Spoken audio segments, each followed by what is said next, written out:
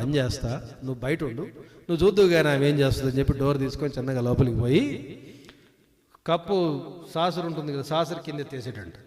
కింద ఎత్తే ముక్కలైపోయింది. అది పగిలిపోగానే ఇంక వచ్చింది అమ్మగారు పట్టుకొని చాట చీపిరి పట్టుకొని ఉరికొచ్చిందట. ఎవరి మీదకి?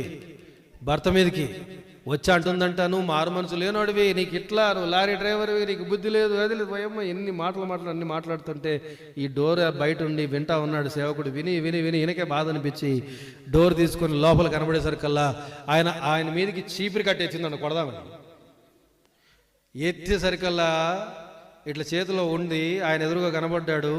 కనబడంగానే సువార్తక్క చూసి అంటుంది, అన్నా ప్రైజ్లాడన్నా అంటుందంట చీపిరి కట్టి ఇట్లా పట్టుకొని. నీ ప్రైజ్లాడు తీసి పక్కన పెట్టి ఆ చీపిరి కట్టు నా నెత్తిన కొట్టన్నాడట. నీ కోసం చెప్పాను నేను, బుద్ధి లేక. అర్థమవుతుందా? నువ్వు ఇట్టాడు దాన్ని ఇంటికాడ. అట్లా ఉంది పరిస్థితి. నిజంగా మనం నవ్వుతున్నాం.